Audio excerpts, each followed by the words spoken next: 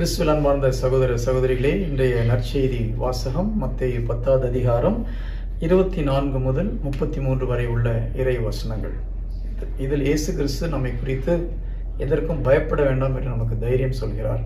குறிப்பாக இதோ ஆன்மாவை கொல்ல இயலாமல் உடலை மாத்திரம் கொல்லுபவர்களுக்கு பயப்பட வேண்டாம், ஆன்மாவையும் உடலையும் நரகத்தில் அழிக்க வல்லவருக்கே பயப்படுங்க அப்படின்னு சொல்றார். அப்போ நற்செய்தி பணி செய்யும்போது நாம் உடலை கொல்லுவதற்கு வாய்ப்பு உண்டு, நாம் இறந்து போவதற்கும் வாய்ப்பு உண்டு, அதை புரிஞ்சுக்கணும். ஸோ ஆனால் அதுக்கு பயப்படாமல் நம் ஆத்மாவை ரட்சிக்க வல்லவர், அதே போல நரகத்திலே ஆத்மாவையும் உடலையும் அழிக்க வல்ல இயேசு கிறிஸ்துக்கே பயப்பட வேண்டும் என்று நமக்கு அறிவுரை சொல்கிறார். Praise the Lord. நாங்கள் பல வருடங்களுக்கு முன்பாக துபாயில் ஒரு முறை ஒரு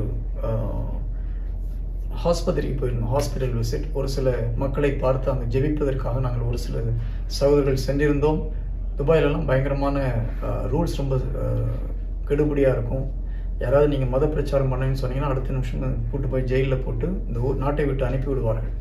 இந்த ஒரு சூழ்நிலையை நாங்கள் பயந்து ஒவ்வொரு மக்களை கேட்டு அவங்களை ரெக்வஸ்ட் பண்ணி யாராவது இப்படி ஜெபிக்க வேணும்னு சொல்கிற மக்களை மட்டும் ஒரு 6-7 பேரை பார்த்து நாங்கள் ஜெபம் பண்ணிட்டு வெளியில் வந்தோம். முறையாக நாங்கள் ஜெபித்து வெளியில் வரும்பொழுது ஒரு பெரிய மகிழ்ச்சி, ஆண்டவருக்காக நாங்கள் ஒரு பெரிய காரியத்தை செஞ்சிட்டோம் அப்படின்ற ஒரு சந்தோஷத்தோடு வந்தோம். அப்பொழுது ஒரு சகோதரோடு ஆண்டவர் பேசினார். அந்த சகோதரிட்ட ஆண்டவர் சொன்ன வார்த்தை இதுதான், உங்களை குறித்து நான் வெட்கப்படுகிறேன் அப்படின்னு சொல்லிட்டு. எங்களுக்கெல்லாம் ரொம்ப கஷ்டமாக போச்சு. சரி, ஆண்டவருக்காக நம்ம அவர் சொன்ன ஒரு காரியத்தை போய் பண்ணிட்டு வந்திருக்கோம், கடவுள் இப்படி சொல்கிறாரு அப்படின்னு சொல்லி. அப்போ ஜீசஸ் சொன்ன வார்த்தை இதுதான், ஆதி திருச்சபையிலே என்னுடைய மக்கள் எனக்காக உயிரை கொடுப்பதற்கு பயப்படவில்லை, ஆனால் இன்று நீங்கள் அஞ்சி நடுங்குகிறீர்கள். ஒரு இடத்துல போய் நற்செய்தி அறிவிக்கும் போது அங்கே ஆபத்து வந்துட்டா என்ன பண்ணுறது, தூக்கி நம்மளை ஜெயிலில் போட்டால் என்ன பண்ணுறது, இந்த நாட்டை விட்டு துரத்திட்டா என்ன பண்ணுறது அப்படின்னு சொல்லி பயப்படுறீங்க. இதுக்கு ஒரு அருமையான ஒரு பேரையும் நீங்கள் கொடுக்குறீங்க. கேட்டால் நம்ம ஞானத்தோடு நடந்து கொள்ள வேண்டும். நிறைய நேரத்தில் நீங்கள் ஞானத்தோடு நடந்து கொள்ள வேண்டும் என்று சொல்வதற்கு முக்கியமான காரணம் உங்களுடைய உயிருக்கும் உங்களுடைய உடைமைகளுக்கும் நீங்கள் பயப்படுவதனால்தான்.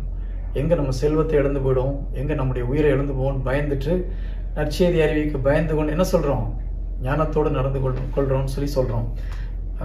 நம்ம ஆண்டவர்கிட்ட ஜெபிப்போம்.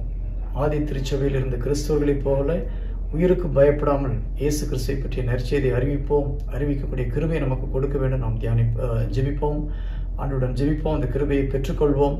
உயிருக்கு பயப்படாமல் அச்ச நடுக்கம் இல்லாமல் தைரியத்தோடு இறை வார்த்தையை அறிவிக்கக்கூடிய பிள்ளைகளாக நாம் மாறுவோம்.